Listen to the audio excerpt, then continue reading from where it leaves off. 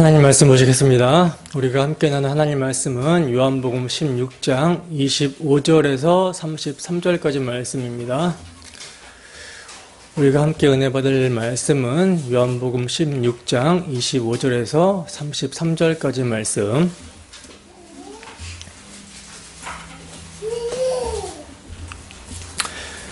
다 찾으셨으면 우리 함께 한 목소리로 합독합니다. 시작.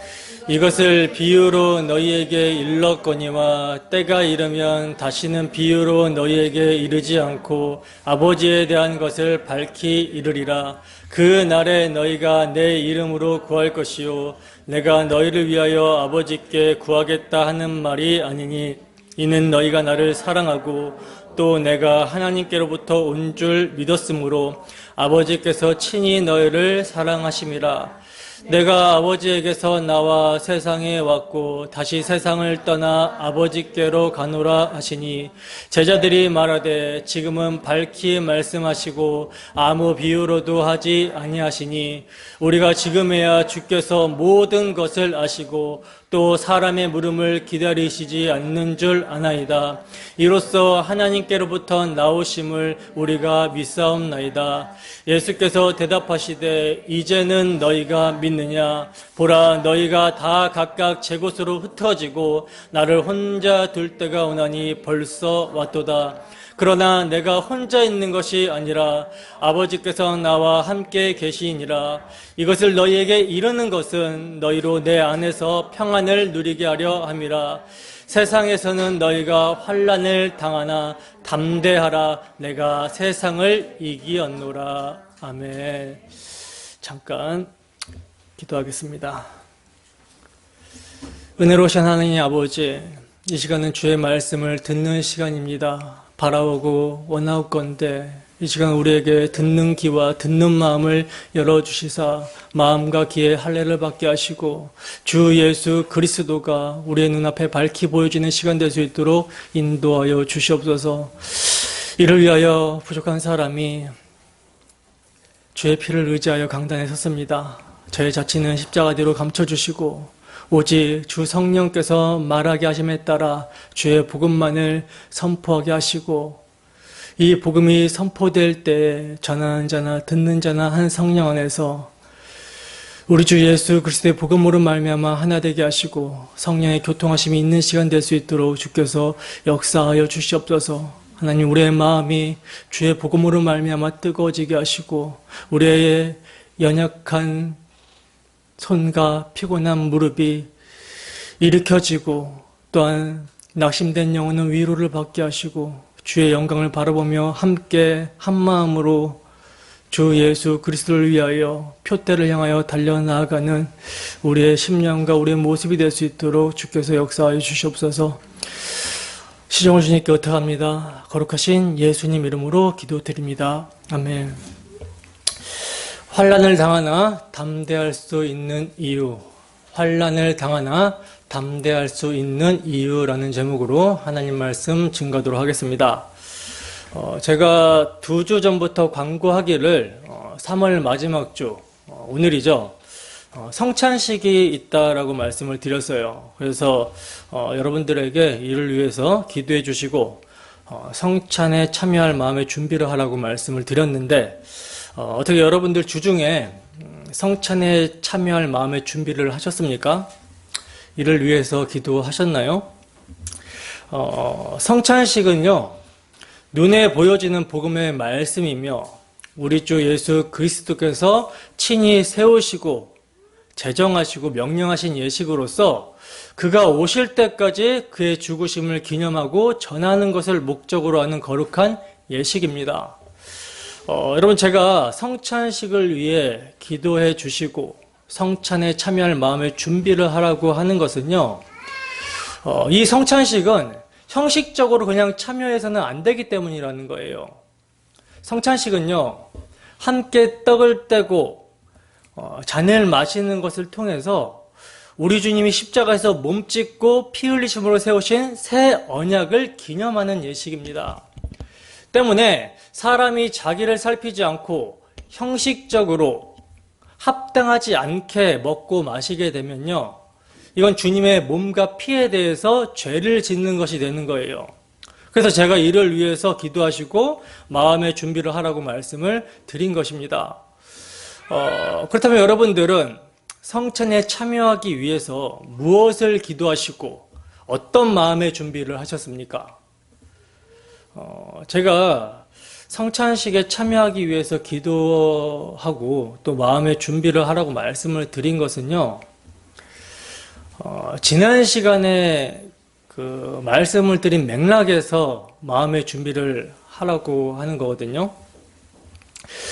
지난 시간에 말씀을 드린 맥락, 소돔과 고모라와 같이 멸망할 도성에서 살아가고 있으면서 이 세상에 일어나는 일로 말미암아 탄식하며 우는 것이 아니라, 그리고 거기서 떠날 생각으로 나그네와 이방인으로 살아가는 것이 아니라 이 세상의 풍요와 세상이 줄 수 있는 편의와 즐거움으로 말미암아 세상의 마음을 빼앗기는 우리의 모습을 직면하고 근심하며 애통하라는 거예요. 오해하지 마시고 잘 들으십시오. 여러분, 행위로 인하여 근심하며 애통하라는 것이 아닙니다. 그 행위가 나오게 되는 동기, 마음을 직면하고 근심하라는 거예요. 예수를 믿는다고도 하면서, 예수를 사랑한다라고 하면서도 그 마음이 세상의 풍조를 쫓아 자기 자신이 기준인이 되어 자기 배를 위하여 살아가는 우리의 모습을 직면하고 근심하며 애통하라는 거예요. 하나님을 입으로는 시인하나 행위로는 부인하고 있는 가증하고 복종하지 않는 우리의 완고한 마음, 완악함에 대해서 근심하고 애통하라고 하는 것입니다. 여러분들은 하나님의 뜻대로 하는 근심을 하고 있습니까?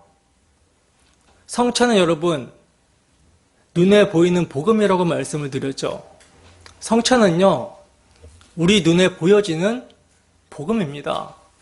여러분, 복음이 복음 되려면 무엇을 알아야 된다라고 말씀을 드렸습니까? 자신의 처음 자리를 알아야 되는 거예요. 자신의 처음 자리를 기억해야 됩니다. 자신이 지금 어떤 상태인지를 알아야 된다는 것이죠. 정말 십자가 앞에서 내 자신이 영광의 주를 찔러 죽인 죄인이라는 사실을 알아야 된다는 것입니다. 바로 이것을 알게 해주시는 영이 누구십니까? 성령이죠. 때문에 성령께서 복음의 말씀을 통해 역사하게 되면 우리는 하나님의 뜻대로 하는 근심을 하게 되는 거예요. 여러분, 성찬에 참여하기 위해서 기도하고 마음을 준비하라는 것은요, 예수께서 나 같은 죄인을 위해 십자가에서 몸짓고 피 흘리신 그 의미를 깊이 알게 해달라고 성령 안에서 기도하라는 것입니다.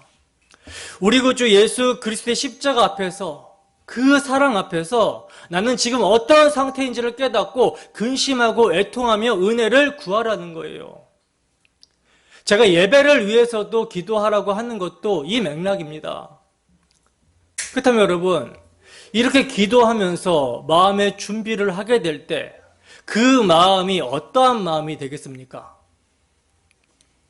어떠한 마음으로 성찬에 참여하게 되며 어떠한 마음으로 예배에 참여하게 되겠어요?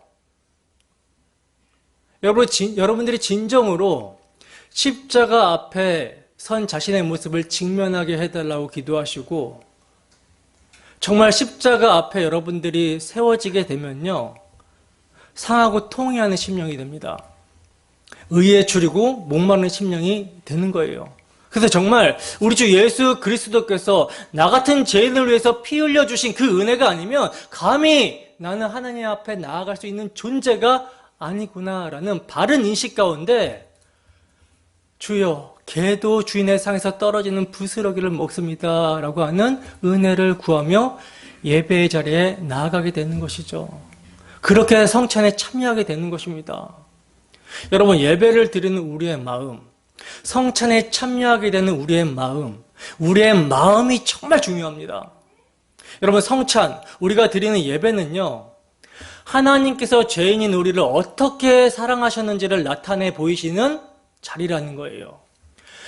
여러분, 하나님께서 죄인인 우리에 대한 자신의 사랑을 어떻게 나타내 보이셨습니까?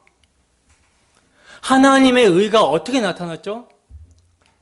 하나님의 의는요, 하나님의 사랑은 십자가에서 나타났습니다. 여러분, 하나님의 의는 뭡니까? 하나님의 의는요, 공의예요.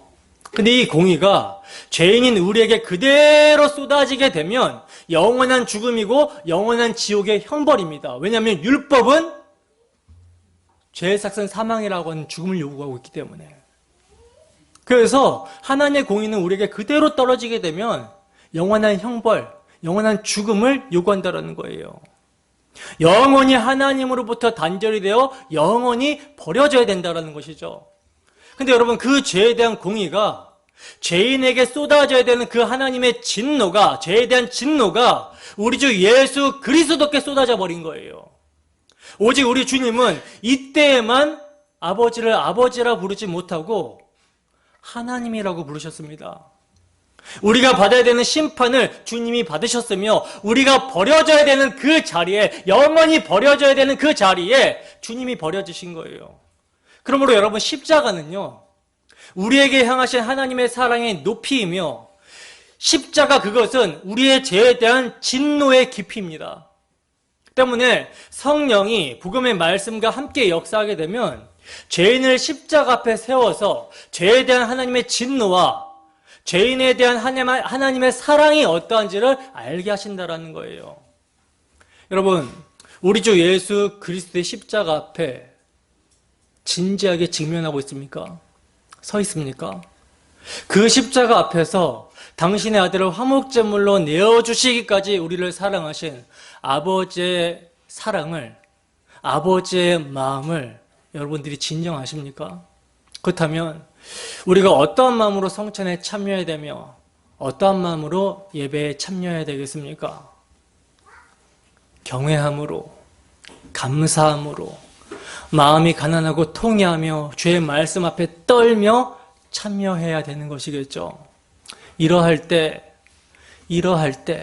우리 마음이 이러할 때 성찬을 통해 우리 주 예수 그리스도의 살과 피가 곧 생명이 되는 것이며, 하나님께서 우리의 예배를 받으심을 통해 우리의 마음이 쉼을 얻고 기쁨과 평안을 누리게 되는 것입니다. 이 시간 주의 복음의 말씀을 사용하시는 주 성령의 역사가 이 자리에 교회로 모인 우리의 심령 가운데 충만하게 역사하기를 소원합니다. 그리하여 정말 가난한 마음으로 근심하며 상하고 통회하는 심령으로 주 앞에 나아가는 자들에게 우리 주 예수 그리스도의 십자가가 위로와 기쁨과 감사와 평안으로 주어지게 되기를 주님의 이름으로 축원합니다. 본문 25절 보겠습니다. 본문 25절 함께 했습니다. 시작. 이것을 비유로 너희에게 일렀거니와 때가 이르면 다시는 비유로 너희에게 이르지 않고 아버지에 대한 것을 밝히 이르리라. 아멘. 자, 여기 보시면 주님은 제자들에게 이것을 비유로 너희에게 일렀다라고 말씀을 하고 있는데, 여기서 주님이 비유로 말씀하신 이것을이란 예수님께서 아버지께로 가신다라고 하신 말씀, 즉 조금 있으면 너희가 나를 보지 못하겠고 또 조금 있으면 너희가 나를 보리라 하신 말씀을 이해하지를 못하고 서로 문의하고 있는 제자들에게 해산하는 여자의 비유로 주님께서 말씀하신 것을 말하고 있는 거예요. 여자가 아이를 낳을 때는요, 아이 낳는 고통으로 인해서 근심하게 되지만 아이를 낳은 후에는 그러한 고통과 근심은 다 잊어버리고 다만 아이를 낳은 기쁨만 남게 된다는 비유로 주님은 당신의 십자가의 죽으심, 즉 아버지께로 가심과 부활, 승천, 성령 강림을 말씀하셨던 거예요. 그러니까 예수님의 죽으심은 지금 당장은 제자들에게 슬픔이지만, 근심이 되지만 부활 승천하시사 성령을 보내주시게 되면, 그래서 예수 그리스도의 십자가 죽으심, 아버지께로 가심이 어떤 의미인지를 알게 되면 제자들의 그 슬픔이 어떠한 기쁨으로 바뀌게 될지를 말씀하신 거라는 거예요. 그러나 여러분, 제자들이 지금 예수님의 비유를 알아듣습니까? 못 알아듣습니까? 못 알아듣죠. 여러분, 지금 주님께서는 제자들에게 비유로 말씀하셨다라는 것은요, 제자들이 알아듣지 못하도록 일부러 애매한 말로 지금 말씀을 하셨다라는 뜻이 아니라 제자들이 알아듣도록 비유로 말씀하셨다는 거예요. 주님께서는요, 당신을 따르는 무리들에게 천국 비밀을 말씀하실 때 항상 다 비유로 말씀을 하셨거든요. 비유라는 것은 뭡니까? 알아들으라고 말하고자 하는 것을 어떤 현상이나 사물에 빗대어서 설명하는 거예요. 알아들으라고. 근데 그럼에도 불구하고 예수님을 따르는 무리들은요, 못 알아듣습니다. 심지어 제자들도요, 못 알아들어요. 예수님의 비유를. 그러나 주님은 제자들에게는 어떻게 하십니까? 그 비유의 의미를 따로 불러서 설명을 해주시죠. 천국의 비밀을 아는 것이 제자들에게는 허락이 되었으나 그들에게는 아니 되었다라고 말씀을 하시면서 제자들에게는 비유의 의미를 따로 설명을 해주셨어요. 때문에 지금 예수님은요, 제자들에게 너희가 지금은 내가 비유로 쉽게 알려주려고 하는데도 못 알아들을 거야. 그러나 때가 이르게 되면 다시는 비유로 너에게 내가 이르지 않고 아버지에 대한 것을 밝히 이르게 할 거야 라고 말씀을 하시는 것입니다. 주님께서는요, 제자들에게 더 이상 희미하게 말씀하시지 아니하시고 때가 이르게 되면 아버지에 대한 것을 밝히 이르시겠다라고 하시는 거예요. 여러분, 주님의 이 말씀, 이 약속의 말씀은요, 오순절 전에 성취가 되기 시작합니다. 그러니까 주님께서 부활하신 후부터 성취가 되기 시작하는 거예요. 누가복음 24장 25절에서 27절 말씀입니다. 함께 읽습니다. 시작. 이르시되 미련하고 선지자들이 말한 모든 것을 마음에 더디 믿는 자들이여, 그리스도가 이런 고난을 받고 자기의 영광에 들어가야 할 것이 아니냐 하시고, 이에 모세와 모든 선지의 글로 시작하여 모든 성경에 쓴 바 자기에 관한 것을 자세히 설명하시니라. 아멘. 여러분, 이것은요, 성경 찾아가지고 별표를 좀 쳐놓으셔야 돼요. 굉장히 중요한 말씀이죠. 보시다시피 여러분, 이 장면은요, 예수님께서 부활하신 바로 그날 엠마오로 내려가는 두 제자에게 주님께서 찾아오셔서 모세와 모든 선지자의 글로 시작하여 모든 성경에 쓴 바, 여기에서 모든 성경에 쓴 바라는 것은 구약 성경을 의미하는 거거든요. 모든 성경에 쓴 바, 구약 성경에 쓴 바, 자기에 관한 것을 자세히 설명해 주신 거예요. 누가복음 24장 44절에서 47절 말씀입니다. 이것도 별표를 쳐놓으세요. 함께 했습니다. 시작. 또 이르시되 내가 너희와 함께 있을 때 너희에게 말한 바 곧 모세의 율법과 선지자의 글과 시편의 날을 가리켜 기록된 모든 것이 이루어져야 하리라 한 말이 이것이라 하시고, 이에 그들의 마음을 열어 성경을 깨닫게 하시고, 또 이르시되 이같이 그리스도가 고난을 받고 제3일에 죽은 자 가운데서 살아날 것과 또 그의 이름으로 죄사함을 받게 하는 회개가 예루살렘에서 시작하여 모든 족속에게 전파될 것이 기록되었으니. 아멘. 자, 보시면 여기서도요, 부활하신 주님께서 제자들을 찾아오셔서 제자들에게 나타나셔서 그들의 마음을 열어서 뭘 깨닫게 해주셨다 그래요? 성경을 깨닫게 해주셨다라고 말씀을 하고 있어요. 그러나 여러분, 때가 이르면 밝히 이르시겠다라는 말씀의 완전한 성취는요, 성령께서 오셔서 그들을 모든 진리 되시는 예수님에게 인도하시는 때에 이루어지게 됩니다. 성령이 오시는 그때에 제자들의 마음에서 완전하게 휘장이 제거가 되는 거예요. 그래서 그들은 열린 얼굴로 예수 그리스도의 십자가를 통해 하나님의 영광을 보게 됩니다. 그러니까 더 이상 비유로 말씀하시지 아니하시고 아버지에 관하여 드러내놓고 밝히 제자들에게 알려주실 때가 온다라는 것은요, 제자들에게 성령이 임하게 되면 예수님의 모든 말씀을 분명하게 알아듣게 될 것이고 모든 성경에 쓴 바 자기에 갖는 것을 알게 될 것이라는 거예요.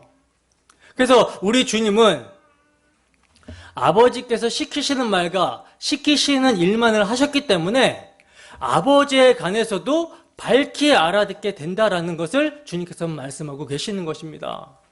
요한복음 16장 13절에서 15절 말씀 함께 읽어보겠습니다. 시작.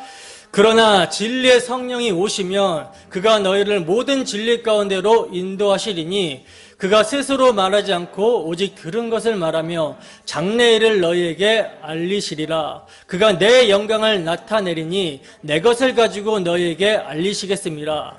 무릇 아버지께 있는 것은 다 내 것이라. 그러므로 내가 말하기를 그가 내 것을 가지고 너희에게 알리시리라 하였노라. 아멘. 보시면 여러분, 이미 주님께서는요 13절에서 성령께서 오시면 제자들을 모든 진리 되시는 예수 그리스도께로 인도하실 것을 말씀을 하셨어요. 근데 여기서는 성령께서 예수님의 영광을 나타내시고 그리고 예수님의 것을 가지고 제자들에게 알리시겠다, 깨닫게 하시겠다, 각성케 하시겠다라고 말씀을 하셨는데, 오늘 본문에서는 뭐라고 합니까? 내가 아버지에 가는 것을 밝히 이르시겠다라고 하시면서 예수님이 알리시겠다라고 말씀을 하고 계신 거예요.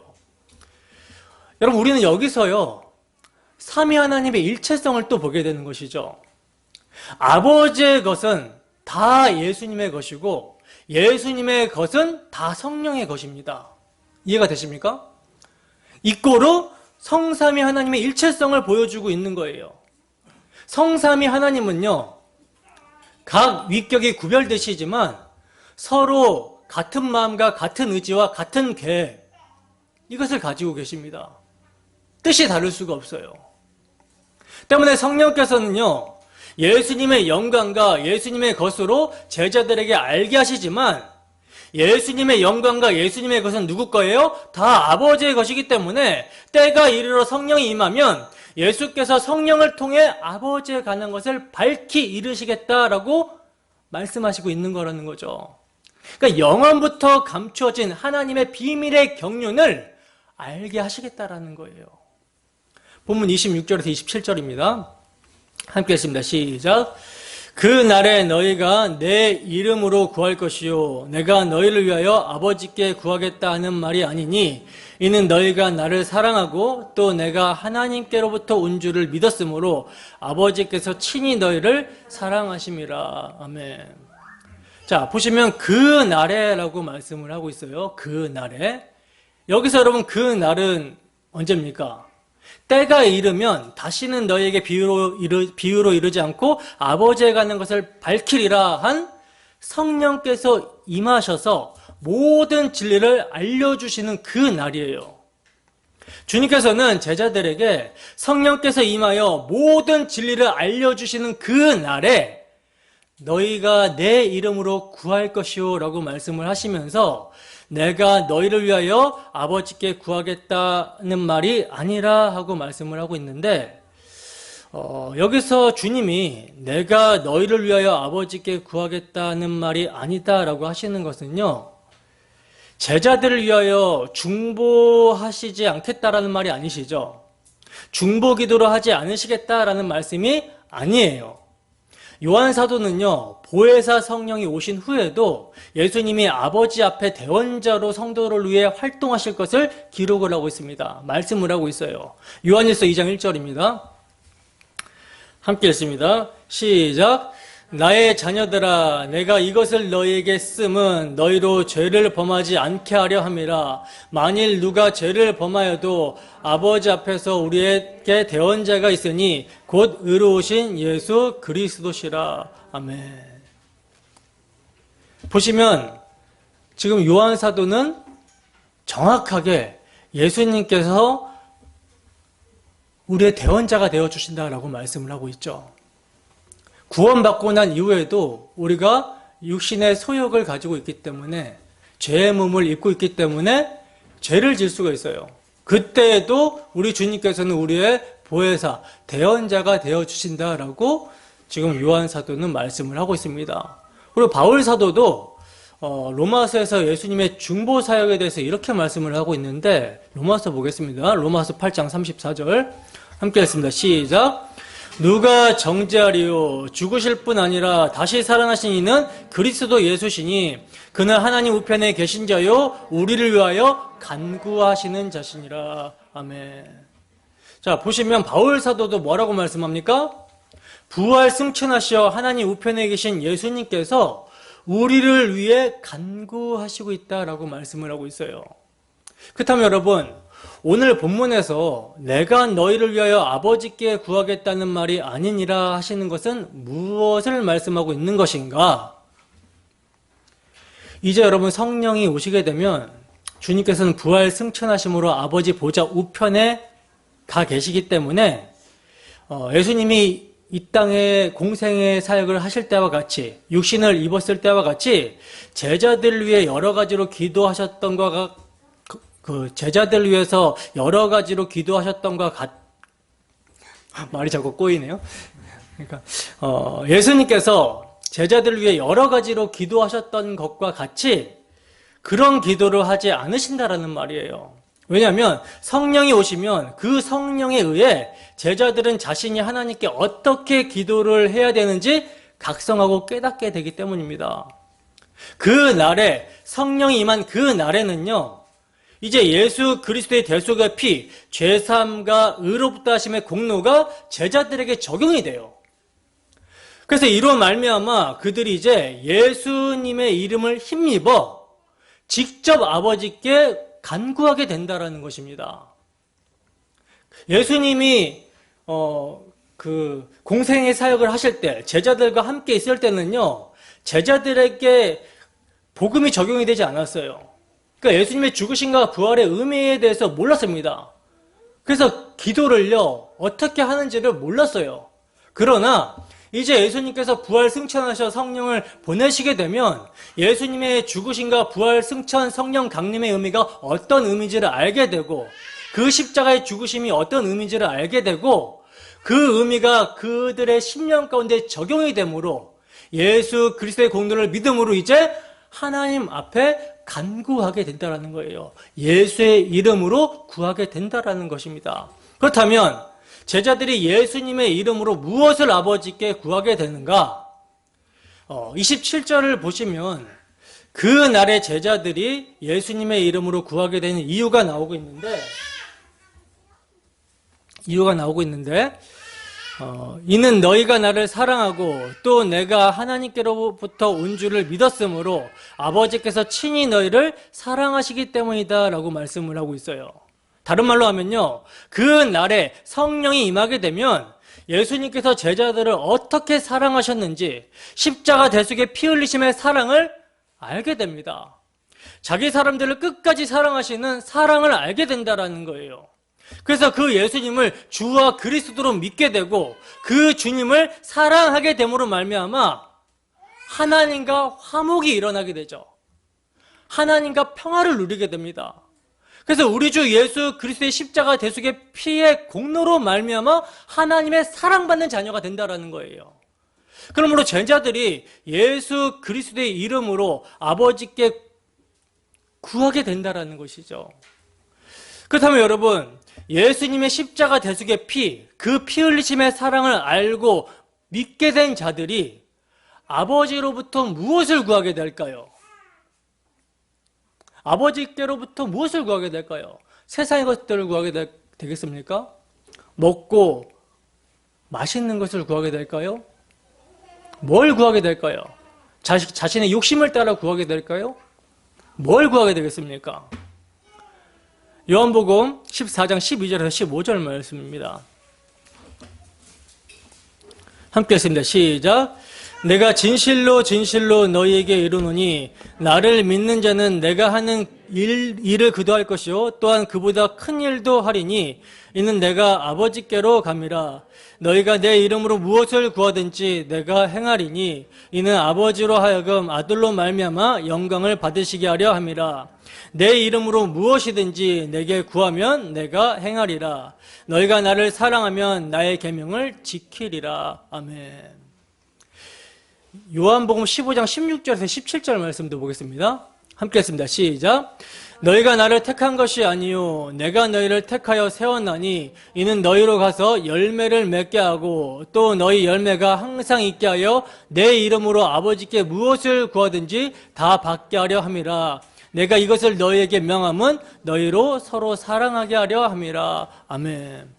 여러분, 예수님의 십자가 대속의 사랑을 알게 되고 경건치 않고 죄인이며 심지어 원수된 우리를 긍휼히 여기시사 당신의 아들을 화목제물로 보내신 아버지의 마음을 알게 되어 주 예수를 사랑하게 된 자들은요, 주 예수로 말미암아 아버지를 사랑하게 된 자들은요, 사랑을 구하게 됩니다.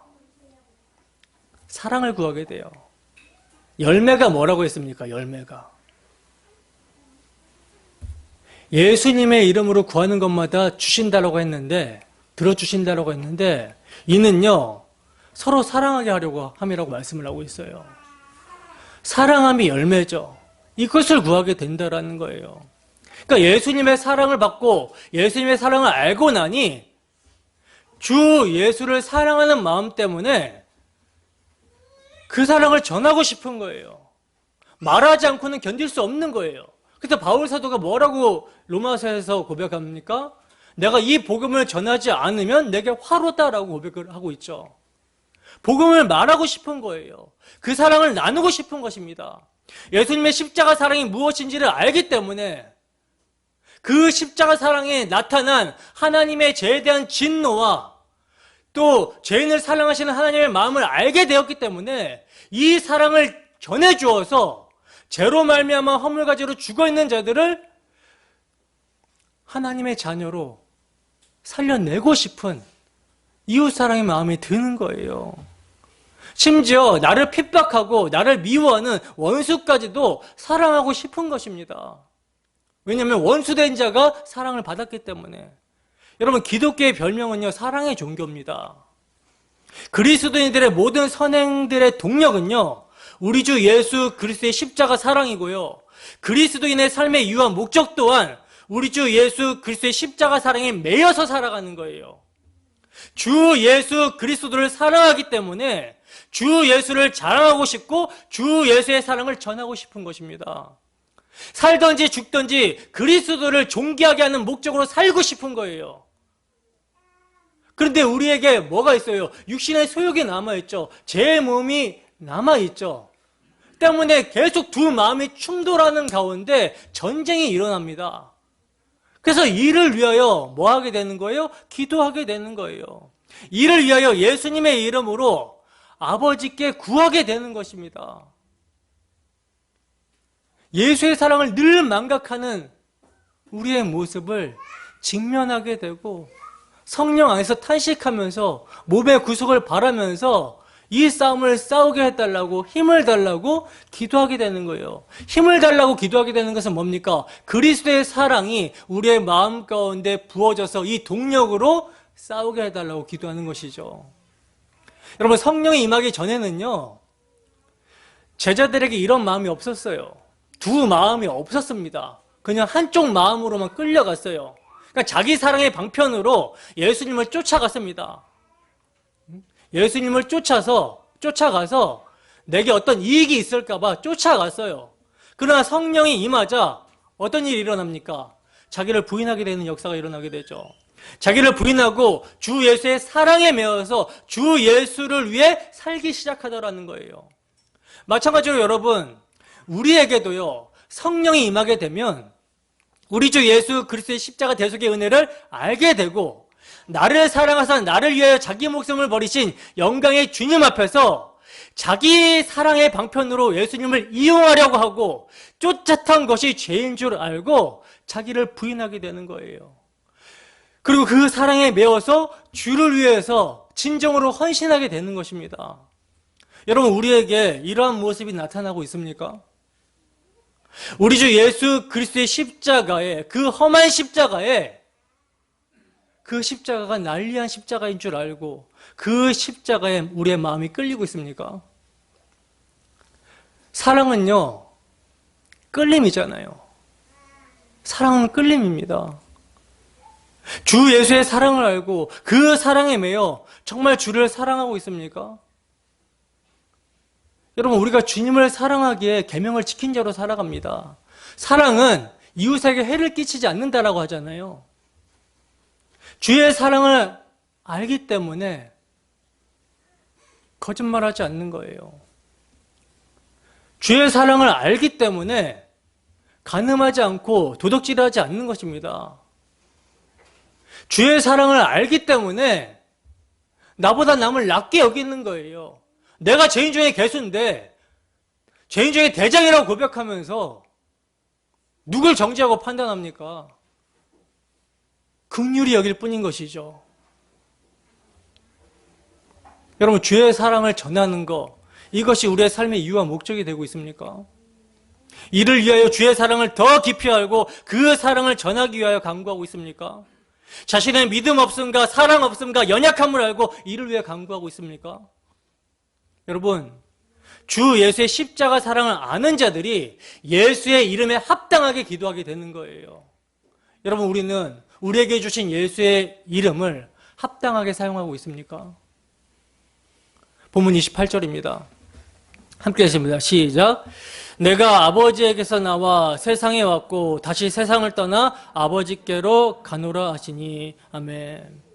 여러분, 본문 28절 이 한 절 안에는요, 우리가 믿어야 될 요소들이 요약이 되고 있거든요.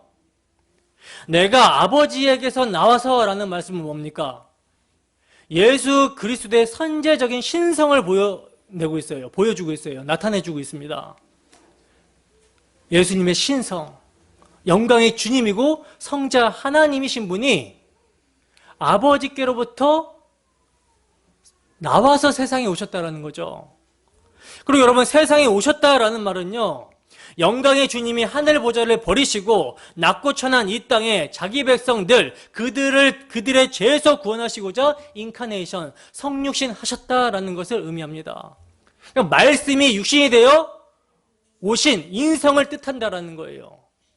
여러분, 우리 주님은요, 우리의 대표자와 중보자가 되시기 위해서 자녀들은 혈과 육에 속하였음에 그도 또한 같은 모양으로 혈과 육을 함께 지니셨고, 그래서 하나님의 아들은 천사들보다 잠깐 동안 못하게 하심을 입은 자가 되었습니다.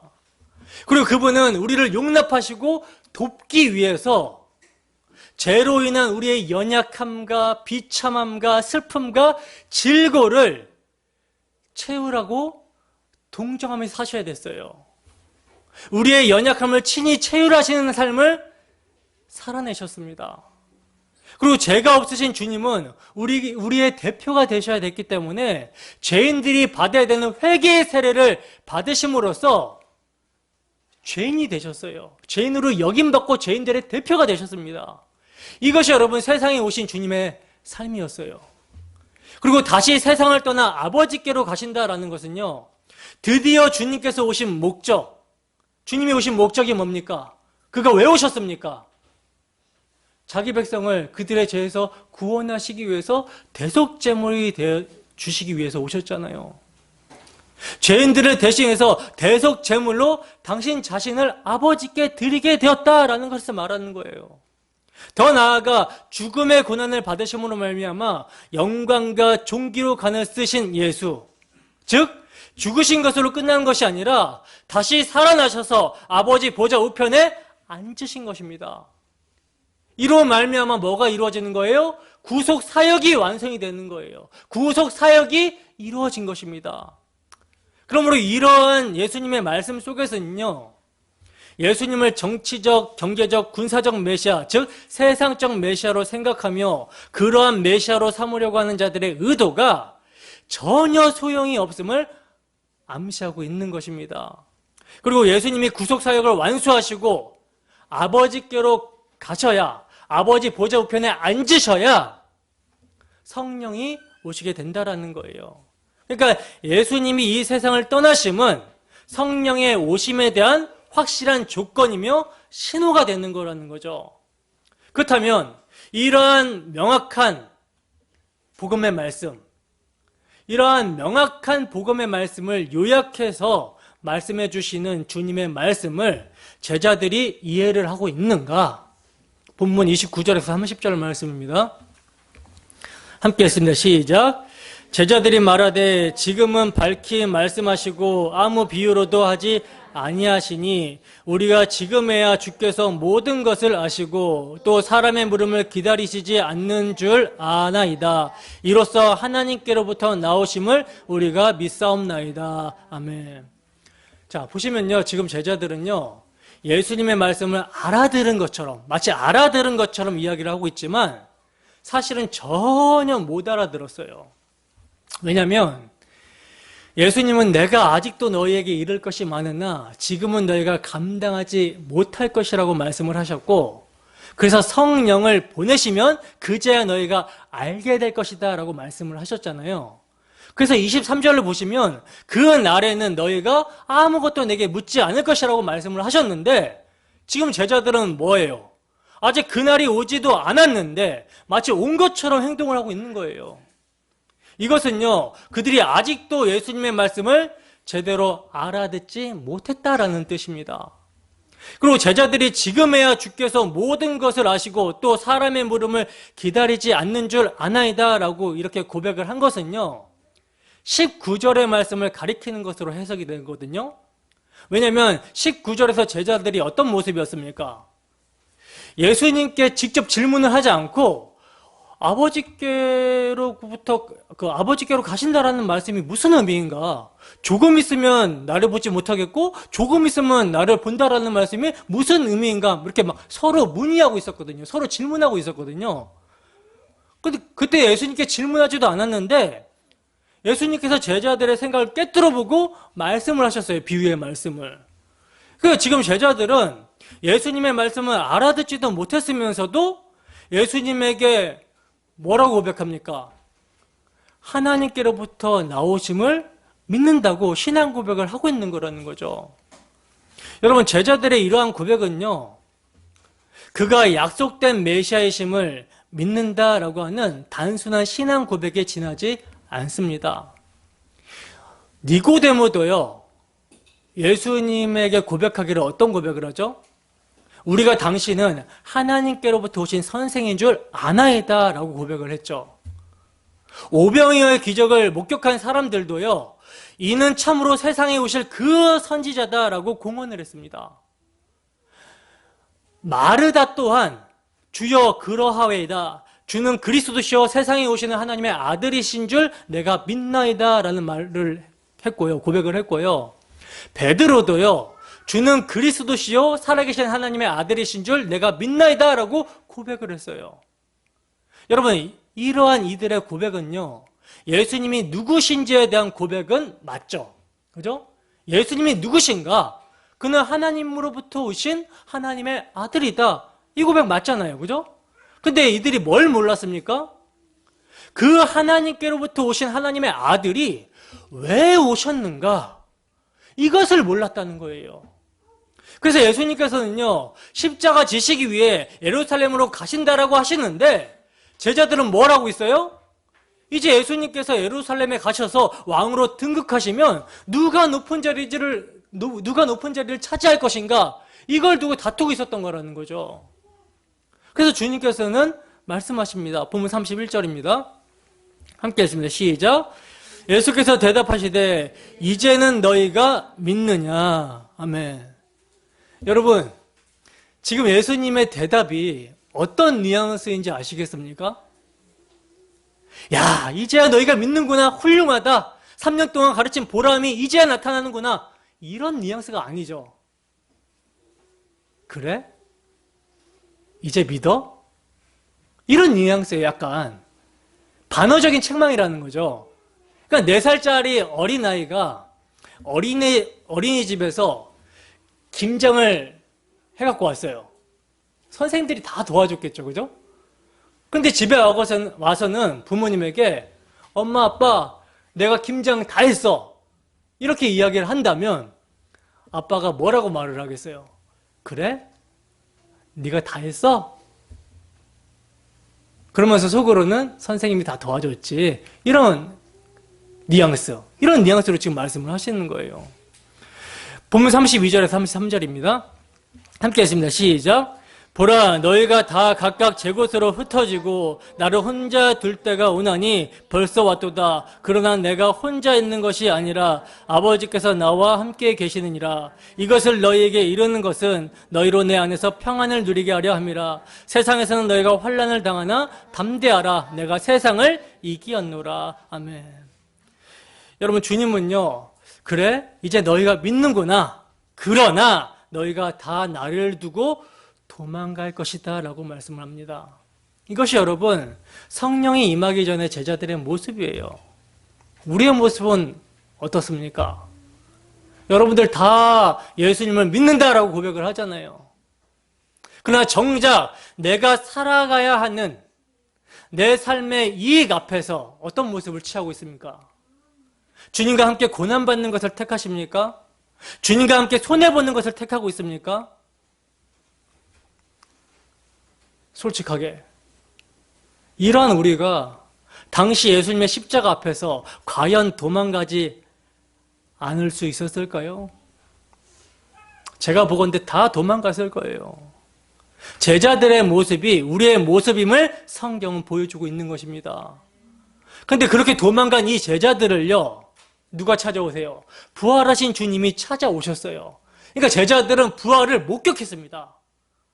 그렇다면 이제 부활하신 주님을 목격했잖아요. 목격했으니까 물볼 안 가리고 주님을 위해서 제자들이 살았습니까? 아니죠. 아직도 제자들의 관심은요, 이제 주님 부활하셨으니 이 부활의 능력을 가지고 이 세상에서 다시 왕 되실 때가 언제인가 라고 묻는 것이 제자들의 모습이었어요. 사도행전 1장 6절에서 7절 말씀입니다. 함께 읽습니다. 시작. 그들이 모였을 때 예수께 여쭈어 이르되 주께서 이스라엘 나라를 회복하심이 이때이니까 하니 이르시되 때와 시기는 아버지께서 자기의 권한에 두셨으니 너희가 알 바 아니요. 아멘.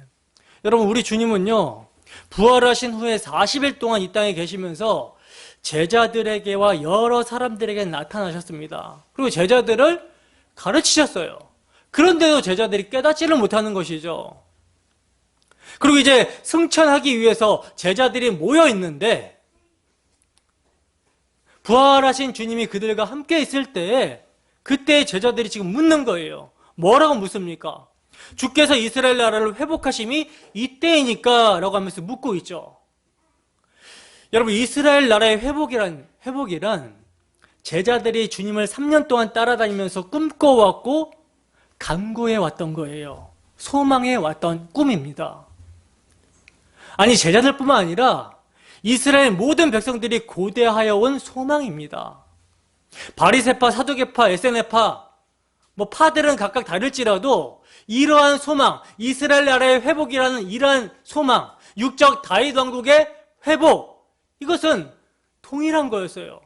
단지 그 이스라엘의 회복에서 누가 우위를 차지하느냐, 이 싸움이 있었던 거라는 거죠. 근데 이제 주님께서 뭐 하셨어요? 부활하셨으니 이제 더 큰 능력으로, 더 많으신 능력으로 사람을 모아서 로마를 물리치시고 로마의 압제 가운데서 이스라엘을 구원하셔서 이스라엘 나라가 온 세계에 우뚝 서는 그러한 정치적, 군사적, 경제적인 능력 있는 나라를 기대하면서 제자들이 예수님께 물었던 것입니다. 그러자 예수님께서 뭐라고 하십니까? 이르시되 때와 시기는 아버지께서 자기의 권한에 두셨으니 너희가 알 바 아니요 라고 말씀을 하시죠. 여러분, 이건요 완전 제자들에게 찬물을 끼얹는 말씀이거든요. 3년 동안 이 한날을 기다리면서 따라왔는데 비록 십자가 앞에서는 도망은 갔지만 부활하신 예수님께서 다시 찾아오셨으니 이제야 이스라엘을 회복하실 때가 되신 것이 아닌가 했던 거라는 거죠. 그러나 예수님께서는요 뭐라고 말씀하십니까? 그러한 것은 너희가 알 바 아니고 오직 성령이 임하게 되면 너희가 내 증인이 될 거야 라는 말씀을 하시는 거예요. 여러분, 이렇게 육적인 세상 왕국 다윗의 나라의 회복을 구하며 이를 위해서 간구했던, 기도했던 자들이요, 성령이 임하고 나자 무엇을 구하게 됩니까?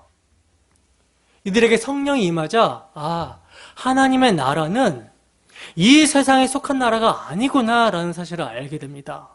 그리고는 뭘 구하게 되냐면 하나님 나라의 의를 구하게 돼요. 그 나라와 그 의를 구하는 자들로 바뀌게 됩니다.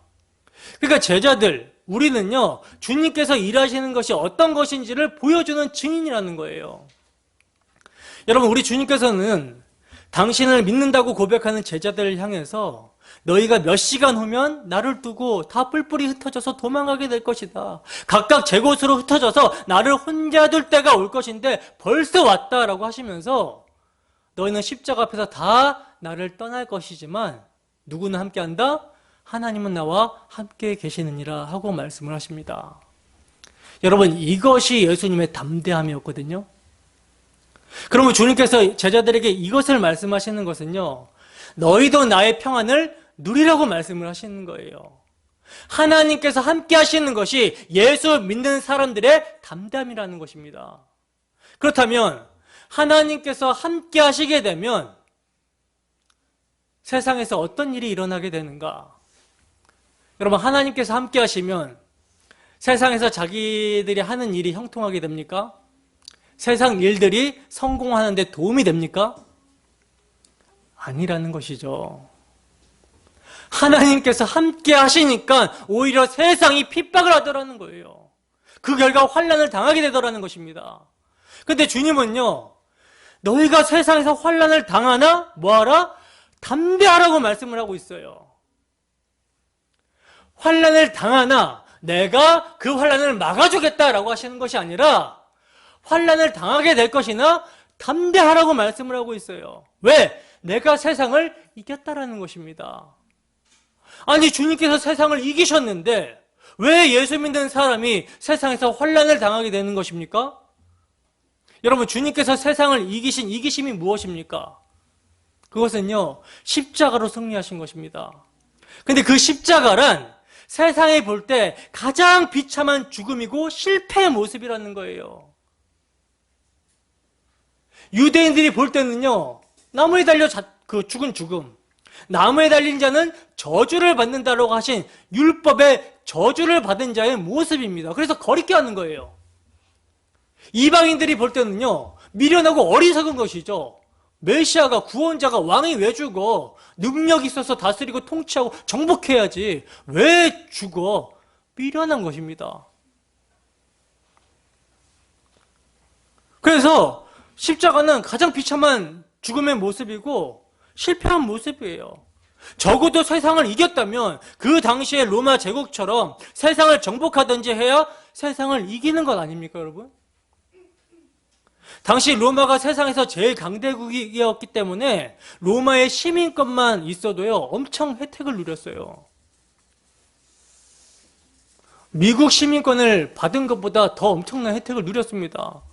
그러니 적어도 그러한 나라를 제압하고 이겨야 세상을 이긴 것이 아니냐는 거예요.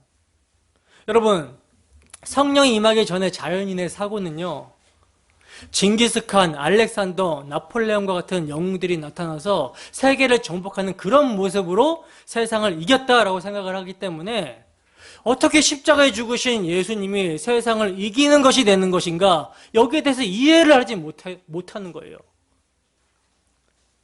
우리가 성령이 임하기 전에 예수님의 십자가의 복음을 이해하기 전에는요, 우리도 같은 모습이었습니다. 그러나 주님께서 약속하신 대로 성령이 임하자 드디어 제자들은 세상을 이기는 것이 무엇임을 알게 됐어요. 지금까지는요, 자신이 살아가는 이 세상에서 내가 살아남아야 되고, 내가 잘 돼야 되고, 내가 형통해야 되고, 내가 최고가 되어야 되는 것이 목적이었습니다. 그래서 지도자, 선생을 따라다녀도 그 선생이 나에게 어떤 유익을 줄 것인가를 목적으로 따라갔어요. 그러니까 제자들은요, 모든 것을 버리고 예수님을 따랐을 때 자신의 모든 것을 건 투기를 한 것입니다. 예수님을 통한 장차 이익을 바라보고, 자기 이익이죠. 그러니까 나는 살아남아야 돼. 다른 사람은 다 죽어도 나는 살아야 돼. 다른 회사는 다 망해도 우리 회사는 잘 돼야 돼. 다른 교회는 다 어려워서 문을 닫아도 우리 교회는 잘 돼야 돼. 뭐 이런 생각으로 살아가는 것이 최대의 진리였다라는 거예요. 이건요, 다른 이유가 없습니다. 본능적인 거예요. 죄인의 사고. 그런데 이러한 본능적으로 살려고 하는 것이 오히려 예수님을 죽인 죄임을 알게 되더라는 거예요. 성령이 임하니까. 결국 유대인의 대표라고 하는 제사장과 이방인의 대표라고 하는 로마의 분봉왕이 합작으로 예수님을 죽였습니다. 그 이유가 뭡니까? 예수님으로 말미암아 밀란이 일어나게 되면 자기에게 불이익이 올까 봐 자기 살기 위해서 예수님을 죽인 거예요. 백성들도 마찬가지죠. 그 예수님께서 오병이어 기적으로 먹이시고 그럴 때는 예수님을 왕 삼아 보겠다고 그렇게 예수님을 쫓아다녔는데, 내가 온 목적은 너희들에게 떡을 주기 위한 것이 아니라 내 살을 주고 내 피를 줘서 나는 많은 사람들의 대속물로 이 세상에 왔다라고 하시니까 그것을 이해 못하고 내 배를 불려주지 않는 메시아 필요 없다, 죽어라. 그러니까 결국 자기 살기 위해서 예수님을 십자가에 못 박아 죽이라고 외친 것입니다. 근데 여러분, 이러한 사실을요, 하나님께서는 아시고 예수님을 보내신 거예요. 그리고 이러한 세상에서 예수님의 십자가의 죽으심은요, 죽기를 무서움으로 일생에 매여 종로로 타는 자들을 해방시켜 주시기 위해 죽음을 통하여 죽음의 세력을 잡은 자 마귀를 멸하신 거라는 것이죠. 십자가 죽으심으로 오히려 살고자 하는 세상을 이기신 것입니다. 이에 대한 확증이 부활이에요. 그러므로 여러분, 주님의 택하신 자들은요, 약속하신 성령이 임하여 주의 십자가를 알게 된 자들은 이제 세상의 죽음을 두려워하지 않게 되는 것입니다. 세상의 실패가 더 이상 실패가 아닌 거예요. 오히려 이러한 세상에서 빨리 죽기를, 빨리 세상을 떠나기를 소원하는 사람들이 되었다라는 것이죠. 이러한 자들을요, 세상이 감당하지 못하는 것입니다. 왜냐하면 세상에서 끊어질지라도 그리스도에게서 끊어지지 않는 것이 복이며 담대함이다라는 것을 알게 되었기 때문이라는 것이죠. 로마서 8장 31절에 39절 말씀입니다. 함께 읽습니다. 시작. 그런즉 이 일에 대하여 우리가 무슨 말하리요? 만일 하나님이 우리를 위하시면 누가 우리를 대적하리요? 자기 아들을 아끼지 아니하시고 우리 모든 사람을 위하여 내주신 이가 어찌 그 아들과 함께 모든 것을 우리에게 주시지 아니하겠느냐? 누가 능히 하나님께서 택하신 자들을 고발하리요? 의롭다 하신 이는 하나님이시니 누가 정죄하리요? 죽으실 뿐 아니라 다시 살아나신 이는 그리스도 예수시니 그는 하나님 우편에 계신 자요 우리를 위하여 간구하시는 자신이라. 누가 우리를 그리스도의 사랑에서 끊으리요? 환난이나 공고나 박해나 기근이나 적신이나 위협이나 칼이랴. 기록된 바 우리가 종일 주를 위하여 죽임을 당하게 되며 도살당할 양같이 여김을 받았나이다 함과 같으니라. 그러나 이 모든 일에 우리를 사랑하시는 이로 말미암아 우리가 넉넉히 이기느니라. 내가 확신하노니 사망이나 생명이나 천사들이나 권세자들이나 현재일이나 장래일이나 능력이나 높음이나 깊음이나 다른 어떤 피조물이라도 우리를 우리 주 그리스도 예수 안에 있는 하나님의 사랑에서 끊을 수 없으리라. 아멘. 여러분, 예수를 믿게 되면요, 세상으로부터 환난을 당한다라고 말씀을 하고 있어요. 세상에서 택함을 받아 하나님의 소유가 된 자들을 마귀가 얼마나 미워하겠습니까? 그러니까 박해를 하는 것입니다. 근데 그 환난이 어디에 동참하는 거냐면 그리스도의 십자가 고난에 동참하게 되는 거예요. 동참하게 되는 거예요. 우리가 그와 함께 영광을 받았은즉 고난도 받아야 될 것이다 라고 성경은 말씀을 하고 있습니다. 우리가 고난을 받으면 받을수록, 환난을 받으면 받을수록 뭐가 밝게 보여지냐면 세상 소망이 끊어지게 되고요, 위의 것을 소망하게 되고 그리스도와 함께 감추어져 있는 하늘의 생명, 하늘의 상속자가 된 우리의 기업, 그것을 보게 돼요. 영광이 중요한 것을 보게 됩니다. 그래서 이 땅에서의 고난은 잠시 잠깐이지만 우리의 영광이 중요한 것, 이것은 영원한 것이다. 보이는 것은 잠깐이요 보이지 않는 것은 영원한 것이다 라는 것이 우리에게 실제로 체감이 된다는 것이죠. 여러분, 십자가의 도가요, 멸망당하는 자들에게는 미련한 것이로되 구원을 얻는 우리에게는 하나님의 능력이 됩니다. 믿으십니까? 성령이 임하여 우리 주 예수 그리스도의 십자가에서 세상의 종말을 본 자들은요, 그 십자가에서 하나님의 진노가 어떻게 떨어지게 되었는지 세상의 종말을 본 자들은요, 믿음의 주에 온전케 하신 예수 그리스도 말고 소망을 두지 않습니다. 그 우리 주 예수 그리스도께서 그 앞에 있는 기쁨을 위하여 아들을 믿고 영생하게 될 몸된 교회의 탄생을 위하여 십자가를 참으셨듯이 우리 또한 우리가 잠시 받는 환난에 경한 것이 지극히 크고 영원한 영광에 중한 것을 우리에게 이루어지게 되는 것을 알기에 믿음으로 인내하게 되는 거예요. 그리고 우리의 이러한 믿음의 인내를 통해서 십자가의 길을 가는 우리의 모습을 통해서 하나님께서 창세전에 택하신 자들이 구원을 받게 되는 일에 우리가 쓰임을 받게 되는 것입니다. 여러분, 모든 은혜의 하나님, 곧 그리스도 안에서 우리를 부르사 자기의 영원한 영광에 들어가게 하신 이가 잠깐 고난을 당한 우리를 친히 온전하게 하시며 굳건하게 하시며 강하게 하시며 털을 견고하게 하실 것을 믿기 때문에 모든 일에 합력하여 선을 이루게 하시는, 예수 믿게 하시는 하나님의 섭리를 믿기 때문에 자기 피로 백성을 거룩하게 하려고 성문 밖에서 고난을 받으신 그 주님을 따라서 그 치욕을 짊어지고 영문 밖으로 나아가는 삶을 우리가 살게 되는 것입니다. 여러분, 우리 주님이요, 십자가로 이기셨습니다. 십자가로 승리하셨어요. 그 십자가로 승리하신 주님이 우리를 당신의 승리에 참여시키시고자 십자가로 부르시고 십자가로 인도하십니다. 여러분, 이것이 복이라는 사실을 아십니까? 이것이 복이라는 사실을 아세요? 땅에 거머리같이 붙으려고 하는 우리를 띄어내셔서 하늘에 소망을 두게 하시는 하나님의 은혜임을 아십니까? 그렇다면 한 주 더 성령 인도하심 가운데 우리 주 예수 그리스도의 십자가에 나타난 하나님의 영광을 바라보며 주 예수를 사랑하는 자들 되기를 소원합니다. 그리하여 늘 울어도 눈물로써 못 갚을 줄 알아 몸밖에 드릴 것 없어 이 몸 바칩니다 하고 자원하는 마음, 즐거워하는 마음으로 주 예수를 따라서 십자가의 길을 걸어가는 우리 모두가 되기를 주님의 이름으로 축원합니다. 기도하겠습니다.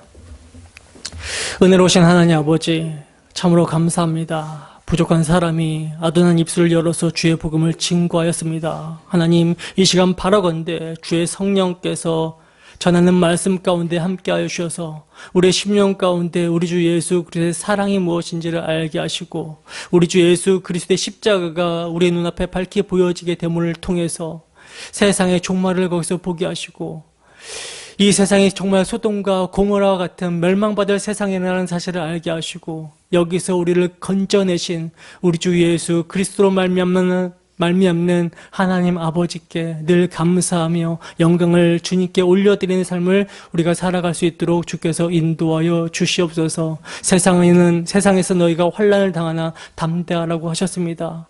우리 주님이 우리와 함께 하시고 우리 주님이 세상을 이기셨습니다. 늘 이것을 믿음으로 우리가 승리하는 우리의 모습 될 수 있도록 주께서 은혜를 허락하여 주시고 인도하여 주시옵소서. 감사드리며 거룩하신 예수님 이름으로 기도드립니다. 아멘.